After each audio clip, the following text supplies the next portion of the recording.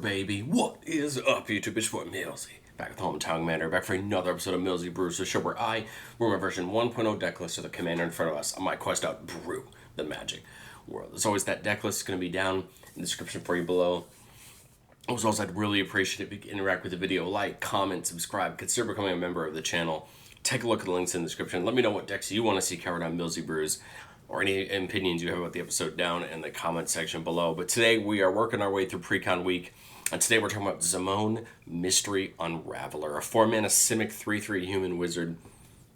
With landfall, it says whenever a land enters your battlefield, manifest dread if it's the first time this ability resolved this turn. Otherwise, you may turn a permanent you control face up. So in manifest dread, we're going to look at the top two, pick one of them, put it face down as a 2/2 creature, put the other in our graveyard. And that creature can be turned up for its mana cost at any time if it's a creature card. Otherwise, it stays face down until another ability interacts with it. Zimone's kind of interesting, right? Because we're kind of getting an interesting premise here. We have Manifest Dread, which can cheat creatures or other permanents out of the battlefield for us. And then she can flip them face up, which is really interesting because this will allow us to put things like artifacts and enchantments on the battlefield and still get them flipped up, right, with her ability. I would assume, and I haven't completely checked this down yet, but if you were to flip a instant or sorcery face up, I don't think it does anything, obviously, because you don't cast it and it's not a permanent on the battlefield, so I wouldn't suggest doing that. I would suggest making sure that you're picking permanents, because obviously if you flip a land up, congratulations, it's a land. Our deck's striving to do really two things. One, get things face down and play abilities that care about face down things. We're going to get at least one of them every turn, if not more, through other abilities. Then we're going to use either things like blink or bounce spells, or things like to make sure that they can be flipped up with accept Zimone's ability, or we could just play lands to flip things up. Because remember, every other time but the first time you play a land, Zimone will allow you to flip something face up. So we're just going to do that Simic beautiful landfall thing, just try to play a ton of lands and get the party going. Starting out with the face down matters stuff, there's a really cool mix here of new face down matters things and then old things from either Disguise in Mirza Karlov Manor or stuff that was made for the original Morph mechanic. One of the new cards in the precon that's kind of cool is Curator Beastie. It's a 6-mana 6/6. It says colorless creatures you control enter with 2 additional +1/+1 counters on it. So when you put that creature enter that permanent in face down off the abilities, they are colorless, so they're going to get counters. And then whenever the beastie enters or attacks, we manifest dread, so a way to put more down. Experiment 12 is kind of fun. Whenever it or another creature's turned face up, you put counters on it equal to its power. That's pretty cool, because then that creature's just going to get huge, right? A already good creature could get even bigger. We're playing Hauntwood Shrieker from the new set, a pretty cool mythic, not only for its beautiful art there, but what it does. Whenever it attacks, we're going to manifest dread. And for 2 mana, we can just reveal its face down permanent. If it's a creature, we can turn it face up. So this is nice because we can flip up our creatures for 2 mana, just for any time instant speed, which is cool, and allow us to put really big creatures down and cheat them to flip up for a little bit cheaper. Printlifter Ooze, another card from that Karlov Manor precon, says whenever it or another creature's turned face up, we create a 0/0 Ooze token with Trample, and it comes in with X +1/+1 counters, where X is the number of other creatures you control. This is great because then, as we're flipping things up, we're getting these tokens to go wide. Tunnel Tipster is a little 2-mana mana dork, but if a creature entered face down this turn, we get a counter on it that can also allow Tipster to get bigger and become a threat, other than just tapping for a green mana. And then Vanifar from Mirza Karlov Manor actually fits our strategy really well here. So beginning of combat on our turn, we can cloak a card from our hand. What that means is you take a card from your hand and you put it face down as a 2/2 creature with a, if I recall correctly, Ward 2. And then you can put a counter on each colorless creature you control if you want. So if our creature's already face down that have been Manifest Dread or morphed or cloaked or what have you, we can start spreading counters. I like Vanifar a ton. I think it helps out what we're trying to do here. It's a great commander in its own right for cloaking and disguise and morph. But I think she fits exactly what Zimone wants to do, in that she's just going to grow the whole board or get more down depending on what we want to do. I mean, there's a world where Vannevar gets more things down that Zimone can flip, and then there's a world where she just grows the board that we already have going.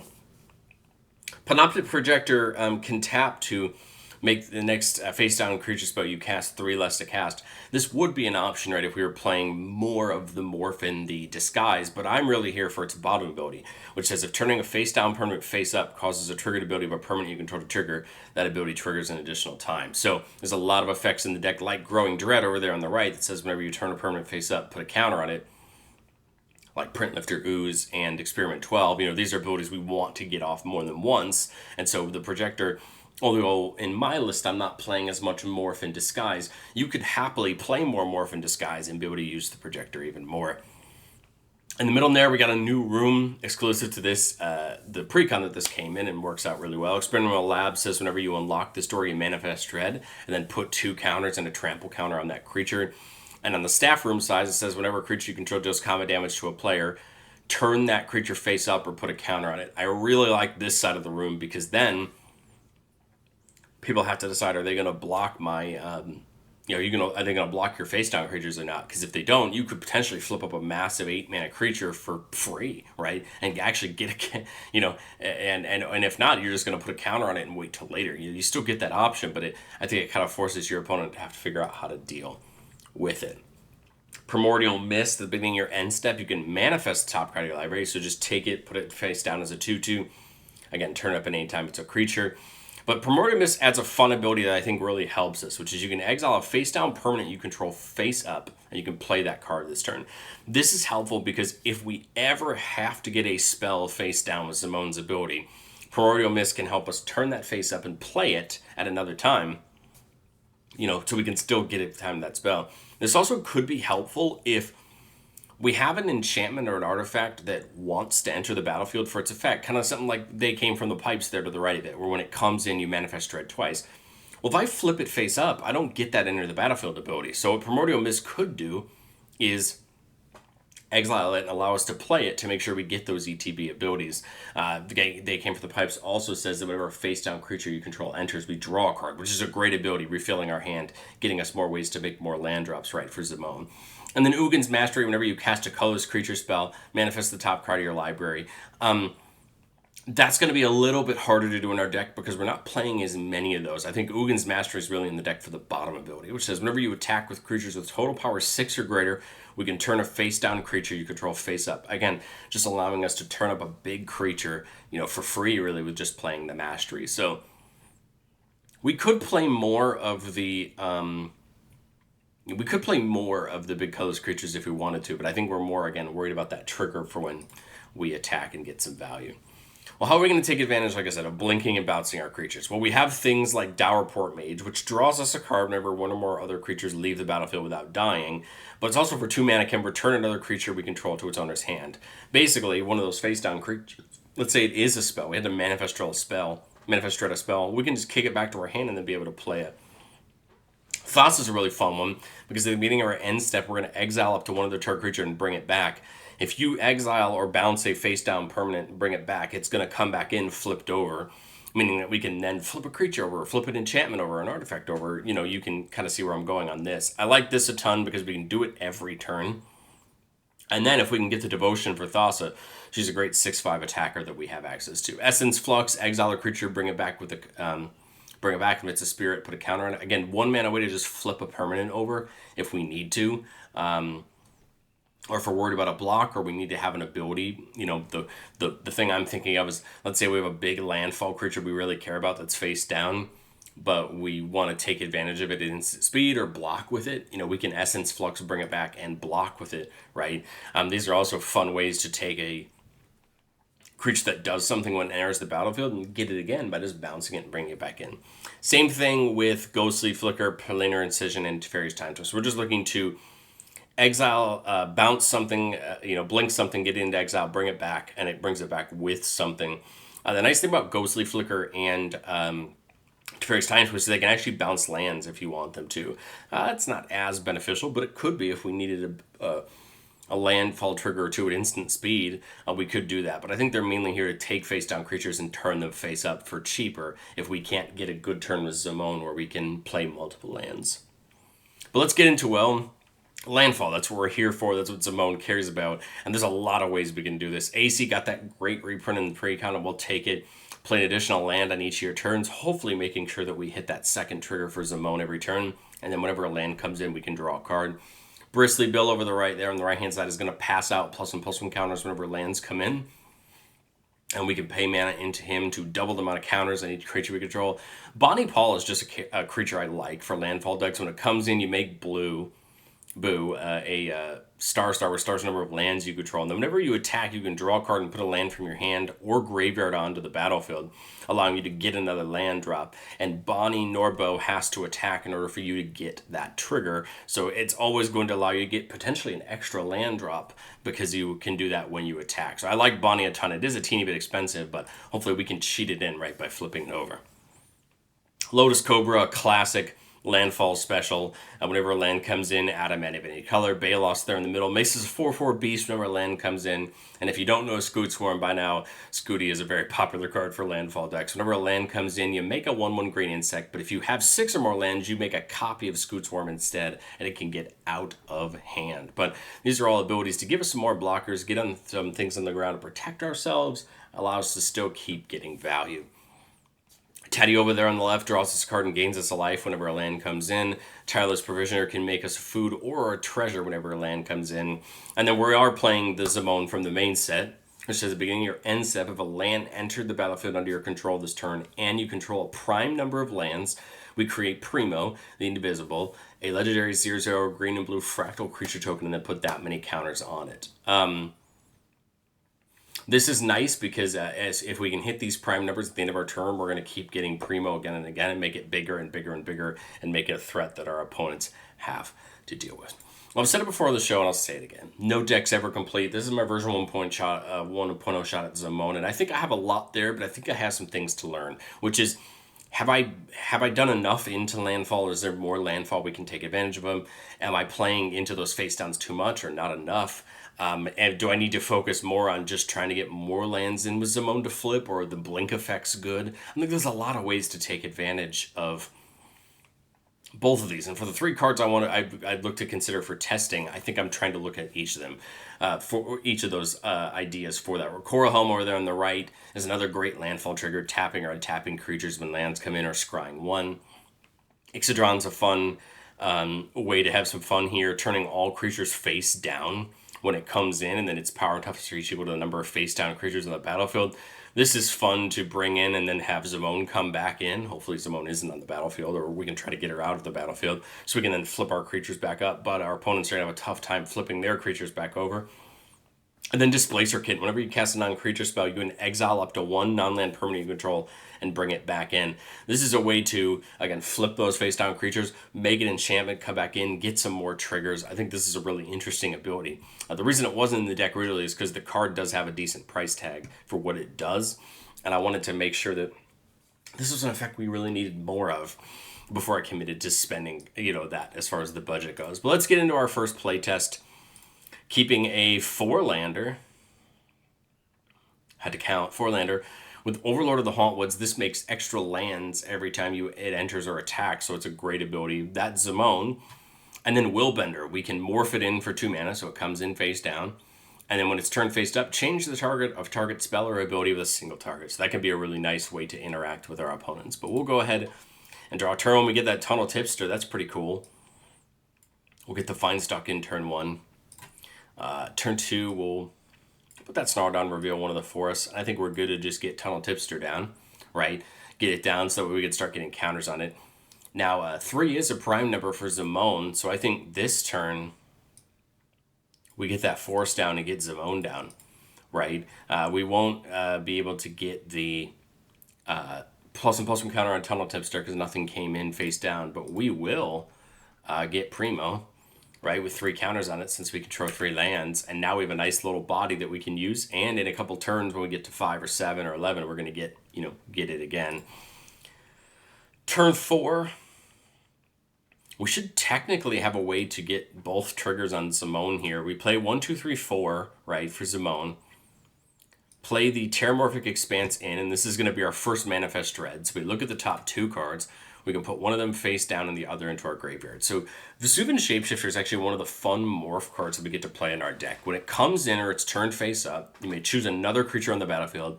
If you do, until it becomes turned face down, it becomes a copy of that creature, except it has a beginning of your upkeep, you can turn it face down. So effectively, we can copy a really key creature, and then when we don't want that creature anymore, we can turn it face down at the beginning of our upkeep, turn it up again, and copy another creature. So I think that's a great one to keep face down. We'll bin the island. This is going to put a counter on Tunnel Tipster at the end of our turn. And then if we want to flip Shapeshifter up, we actually could flip it face up right now and copy Tipster if we want to, just for the meantime, to get a start getting some counters on it. Remember, the counters would stay there as long as it flips up and down because it didn't leave the battlefield. So go get an island. I would probably just turn this face up with Zimone's ability, allowing me to turn it face up, have it copy the Tipster.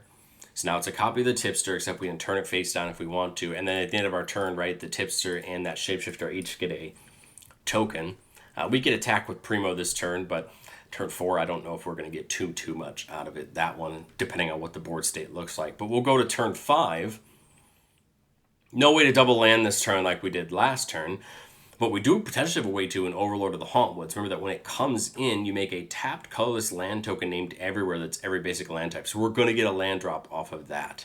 So I think what I want to do first is play my land and see what we manifest straight into. Well, we get 2 lands. We get a Fable Passage and we get an island. I guess Fable Passage would get me potentially, right, more land drops in the future. So we'll put it in face down. This is also going to make sure we get the tokens, or the counters, right, on Shapeshifter and Tunnel Tipster. I think I'd leave Shapeshifter face up this turn. I don't really have any other better creatures, right, and all my other creatures are legendary.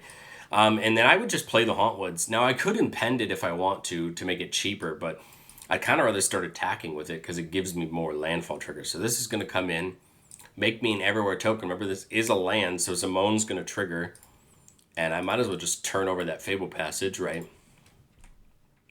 That way I can sack it if I want to. But I don't have anything else face down to turn face up. So it doesn't make much sense to use the Fable Passage now. But I can go to end step, put a counter there on those guys. Now, the cool part about Shapeshifter here is I could turn it face down and turn it back face up as a copy of Overlord of the Hauntwoods because it's not legendary. And then it will have haste. Well, it will be able to attack because it never left the battlefield. So I kind of like the idea on my upkeep here of now turning this face over, turn face down, draw for turn is 2 mana to turn this face up, or we could do it with Zimone's ability, right, if we crack this Fable Passage. But let's play the Forest. Let's see what we manifest dread. We get a Forest and a Flooded Grove. Okay, well, lands are inevitable, right? We'll get the Flooded Grove. We'll turn it face over, or face down. And then I think I'm going to... Do I have to morph it? Whenever it ends, or it's turned face up. So I can use Zimone's ability on it. I'll crack the Fable Passage. We'll go keep digging for some lands. We'll get an island. And we'll go ahead and turn Shapeshifter face up. And we're going to have it copy the Hauntwoods, right? I just realized I didn't have to because we're going to end up getting 2 more everywhere tokens. But that's okay. Move to combat, have both of them attack, right? Because that's a 6/5 and an 8/7. Making me 2 everywheres, and we'll just flip this Flooded Grove up now with Zimone's ability, right? And now we're in good shape. We got 2 attackers that just got in. Tunnel Tipster's going to get another counter at the end of turn. 1, 2, 3, 4, 5, 6, 7, 8, 9, 10, 11. We do have 11 lands, which is prime, meaning that we'll make one with 11 and then sack the one that has 3 if Primo's still there. But we did get Primo with 11 counters on it. And now, I mean, these are going to be threats for our opponents. We're going to keep getting lands. All we need now is just a relevant payoff for some really fun things. We could, if we want to, because we had mana up, Ghostly Flicker the Hauntwoods. You know, the Hauntwoods if we wanted to come in and get another everywhere. But I don't see it quite yet. I'd kind of be interested to see what else we can draw into. We'll go one more turn here, turn 7. Play the Harbor, getting a Doppelgang and a Hide in Plain Sight. Well, these are 2 spells, right? So that kind of stinks. Doppelgang lets us make a bunch of copies of different permanents, and Hide in Plain Sight allows us to cloak a couple cards off the top of our library. Both of these kind of stink, and I'd really rather get them back into my hand if I can, but I don't think I have any good way to do that. So I guess we'll just take the Plain Sight, bin the Doppelgang. We're going to keep this as a copy of the Haunt Woods. I think I would just go ahead and morph this guy face down, just so we have access to it. We'll leave the flicker up, go to combat, attack with these two more everywhere tokens. I don't really want to flip them up just yet. Tipster would get a counter this turn. 1, 2, 3, 4, 5, 6, 7, 8, 9, 14, which is one land higher than that. We could blink it, but that would only be 15, so we can't get the prime this turn. But again, here's one example, I think, of how this plays out. We did really good at getting some face down payoffs and some land onto the battlefield. We just missed our landfall payoffs, which is possible, right? I mean, at the end of the day, you're trying your best to build the redundancy, but there are going to be times where you miss that. Let's go into playtest number 2, keeping a 2-lander with Bristly Bill, Soul Ring, Oversimplify, a fun board wipe, and an Arcane Signet. So we have that fun, turn 1 Soul Ring into Arcane Signet, which everybody loves. The question is just going to become, if we do that turn 1, let's see. If I do it turn 1, I go Soaring into Arcane Signet. I can actually play Zimone turn 2, right? Green, blue, and 2. So that's absolutely perfect. Of course, if you're at an average table, this is where someone might turn their head a little bit on what you're doing. But we'll play Zimone, right? That tends to be a scary turn 1 play that some people don't like as much. I think it's fine. 4 for Zimone. I don't think I need to double land this turn, so we'll just get Rime of Falls in. This sacrifices immediately and goes and gets me another land. I kind of rather do it while Bristly Bill's out. So let's just Manifest Dread and see what we can get. The Great Henge and Kadama's Reach. We will happily take the Great Henge. This is an artifact that, if you've never heard of it, is a very popular one in green. It costs less, where X is the greatest power among creatures you control. You can tap for 2 green and gain 2 life, and then whenever a non-token creature comes in under your control, put a counter out and draw a card. This works really well with your face-down creatures because they are non-token, meaning that they'll still get a counter and draw a card. Well, nothing we can do there if Zimone wants to attack. Oh, it came in this turn, so we can't. We can set up stuff for next turn. So here we are on turn 3. I think I want to play I've got what, 1, 2, 3, 4, 5 mana. I could play Bill.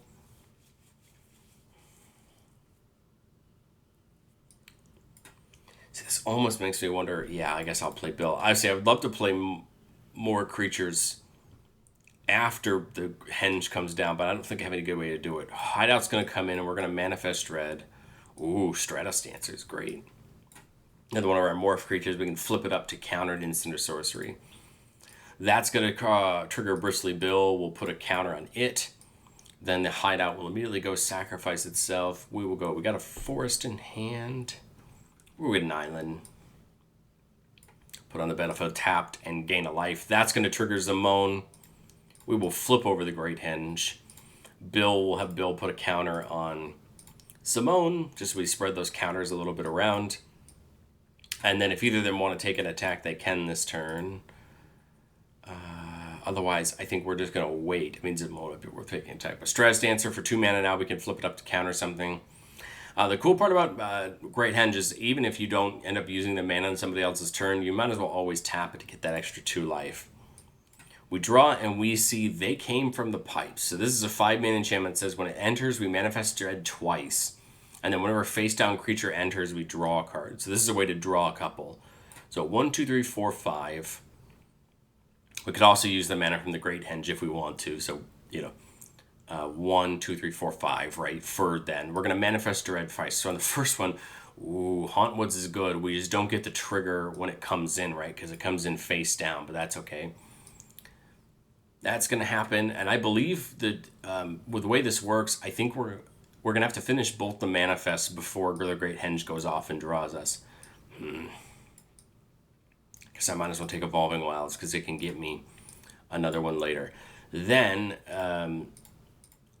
these 2 that just came in are going to get a counter and draw me 2 cards off of the Great Henge, and then they're each going to draw me a card off of They Came from the pipes, right? Because those are 2 triggers that happen. So now we can get one of our land drop for the turn. I've still got 3 mana left, so there's still some things I can do this turn so that I don't necessarily have to discard. We'll play the Forest, which is going to make me Manifest Dread.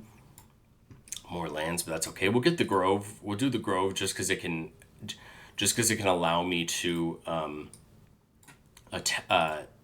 sack and draw a card. We put the counter on it, but we're going to draw again with the pipes.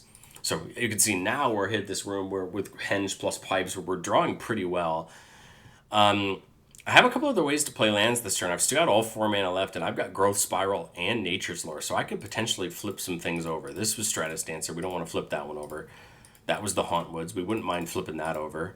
That was the Wilds that we could, sack to get into the land drop. But what I think I'll do is play the Dour Port Mage. I go back up to 10 cards. I don't want to pitch too many, this turn if I don't have to. So I got this Tunnel Tipster to draw a card. It gets a counter, right, off of Henge. I figured this way now this can get counter since we had some come in this turn. And then... I don't want to just lose my cards in my hand, but I also don't want to keep drawing them and make the situation worse. So I think I'd go to end step. Tunnel Tipster would get a counter on it for a face-down creature coming in this turn.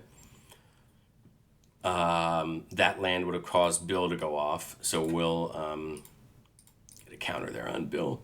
Go to end step. I will pitch the Ugin's Mastery, and I'll pitch the... I like Augur Bottom because it can get me things off the top. I like a lot of these because it can get me fun things. Even like Dour Port Mage could bring the lands back to my hand, if I wanted to play them. Willbender's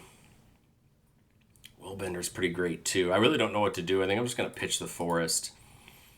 Now, my opponent's turn, I could use a Growth Spiral to get a land if I wanted to. That would actually give me another card manifested down. But I think I want to leave the mana up to do something like Stratus Dancer just in case. We are in turn 4. People could have tried to remove Zimone or Bristly Bill. Like, right, there are still options. Or even remove one of these. So I kind of like the idea of keeping the 2 mana up for Stratus Dancer just so I can flip it over to counter something. And we'll come back to our turn that way. Ooh, Experiment 12 is great, especially when we start flipping things, right? We have a way to double land this turn with Fabled Passage. And we do have a way to double land if we get another land if we flip up this Evolving Wilds, right? We could then sack it. So my thought is 4 mana for Experiment 12. I kind of like the idea of just putting it down face up. This is going to get a counter, draw me a card from the Henge, right? Say we use that, so we've got 5 mana left here. I'd play the Fabled Passage. This is going to get me a Manifest Dread. Ooh, I like Bonnie Paul, but unfortunately for Bonnie Paul, if I put it face down and flip it up, I don't get Bow. So this would actually be something where I would want to, I'd want to try to bounce it back if possible at some point. All right, so I played the Fabled Passage. Bill will put a counter on Zimone just so that way we can make her more of a threat.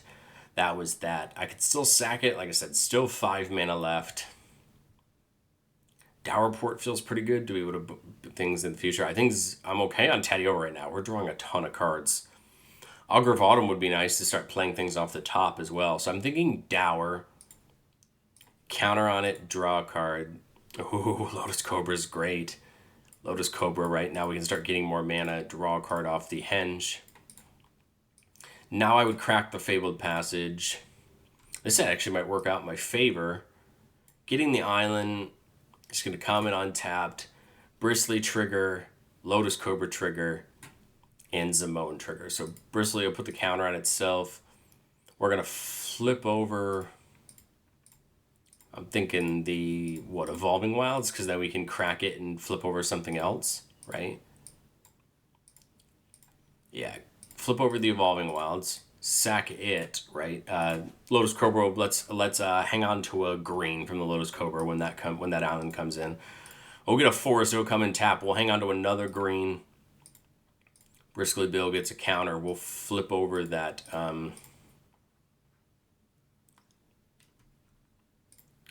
We'll flip over that Hauntwoods. Now. I apologize. Hauntwood's flipping over will cause 12 to go off. When it's put face up, put counters on it equal to its power, which is 7.